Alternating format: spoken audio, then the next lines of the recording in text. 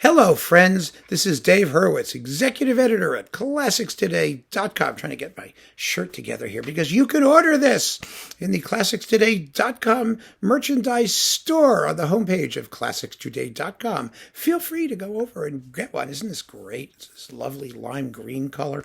Anyway, Dave's Faves. Yeah, what are we talking about? Rimsky-Korsakov, Scheherazade, but not any Scheherazade.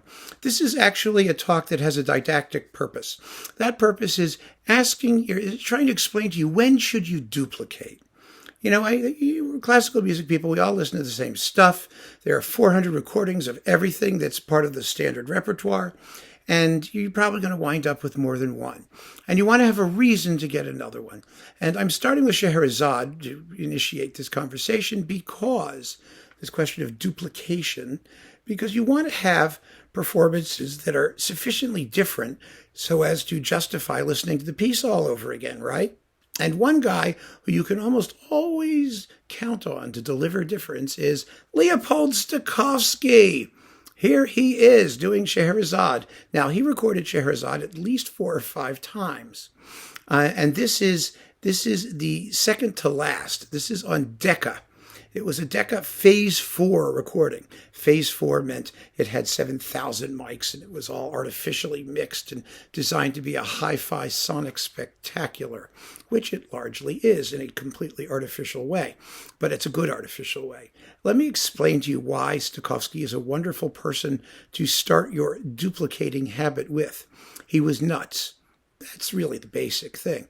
He was a organist who lived to be like 96 or something and was recording things until like he was as old as Rimsky-Korsakov. No, he wasn't, but he was up there.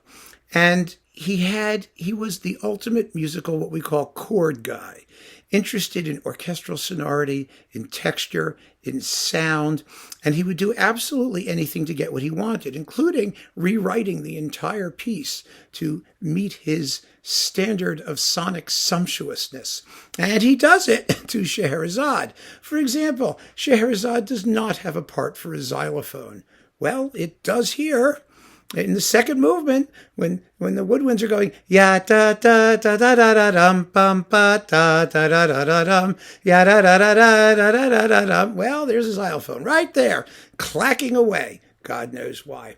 Scheherazade has only one and only one crash on the tam-tam at the moment in the finale when the Sinbad ship goes to pieces on a rock surmounted by a bronze warrior to which it is magnetically attracted.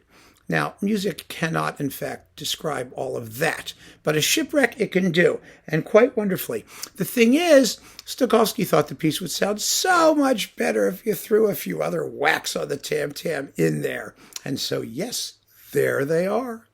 You know, the original Scheherazade herself, as you know, is played by the harp and violin.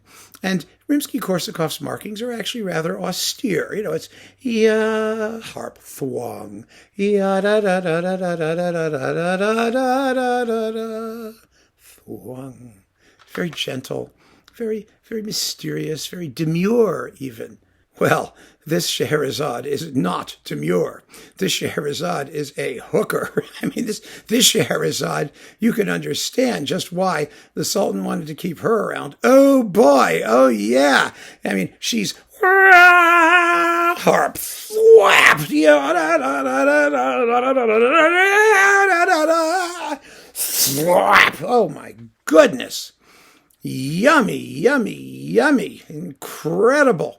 And, you know, and so it goes. I mean, this is just one of those performances that is irresistibly attractive and completely vulgar and tasteless.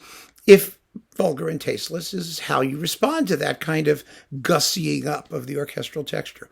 I have to confess, I was actually always sort of upset when I would read people describing Stokowski as a vulgar showman or someone who was completely tasteless, because the fact of the matter is, Let's talk tachlis here. Let's talk sense. When people go to a concert, they want a show. It's a show. That's what it is. I got so much garbage, I still do, from people who, hysteria, who take issue to my contention that music is just entertainment. Oh, it's not just entertainment. It's high culture too. It's this. It's Yeah, right. It's entertainment. Whether you think it's high entertainment, low entertainment, something in between, it's entertainment. And when you go see a concert, it's a show. It's really a show. And Stokowski was unashamed of the fact that it was a show. It was not some sort of sacrificial rite where you would sit there like this with your hands closed and with a miserable expression on your face and take your castor oil. That was not what Stokowski was about. He gave people the show they demanded, and it was thrilling. Absolutely thrilling. And yeah, okay, so there's a question of taste. Some people think that what he did was extravagant and vulgar and extreme, and it was extreme, and it was extravagant. Whether it was vulgar or not, I don't know. I don't think so. He was a very serious musician. I mean, he believed 110% in everything that he was doing, and he really thought he was helping the composer to get his message across. Some composers needed it more than others. Let's just leave it at that and say that Stokowski's Decca Scheherazade is really, it's with the London Symphony Orchestra, by the way, is really something special. And if you only have one Scheherazade, a normal Scheherazade, get this one too, just to have them for comparison. And you'll understand. I mean, Rimsky knew how to put on a show too. Scheherazade is a show. Don't get me wrong. So it works wonderfully, just the way he wrote it. Didn't need any help, but it gets it anyway. And what the heck? Just relax and have a good time. So keep on listening, friends. Thank you so much for joining me. Take care.